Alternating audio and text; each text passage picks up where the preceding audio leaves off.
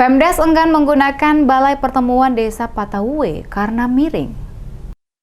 Pemerintah Desa Patahue, Kecamatan Taniwel, Kabupaten Seram bagian Barat, enggan menggunakan Balai Pertemuan Desa setempat untuk berbagai kegiatan desa dikarenakan gedung tersebut miring. Gedung pertemuan yang diperuntukkan bagi masyarakat setempat untuk menggelar musyawarah dan kegiatan lainnya hingga saat ini dibiarkan terlantar. Akibatnya bangunan yang didirikan tahun 2021 melalui anggaran alokasi dana desa sebesar 300 juta rupiah mulai rusak termakan usia dan persinggahan hewan liar. Meskipun sudah rampung 100%, namun sangat disayangkan tidak bisa difungsikan. Ketua Badan Pemusyawaratan Desa atau BPD Desa Patahue, Agus Lumayasan mengakui gedung pertemuan itu tidak pernah dipergunakan untuk kegiatan kemasyarakatan sebab kondisinya miring sejak awal dibangun. Disebutkan pemerintah desa setempat tidak memfungsikan fasilitas itu karena takut terjadi hal-hal yang tidak diinginkan menimpa warga ketika berlangsung kegiatan dalam gedung tersebut. Lumayasan mengaku bangunan itu dikerjakan terkesan asal-asalan, tidak sesuai RAP.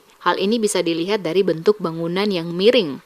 Hal yang sangat disesalkan proses pembangunan gedung tersebut tidak melibatkan warga desa setempat. Sebaliknya oleh pejabat kepala pemerintah desa Patahue, Ruben Makulesi menyerahkan pekerjaan balai pertemuan itu kepada pihak kontraktor. Oleh karena itu, Lumasean meminta pihak kontraktor yang mengerjakan gedung tersebut bertanggung jawab, termasuk mantan pejabat Ruben Makulesi. Gedung itu sudah selesai, pekerjaan sudah selesai, sudah rampung 100%. Hanya dilihat dari konstruksi bangunan yang ada, menurut saya bangunan itu tidak layak pakai. Kenapa dia condong?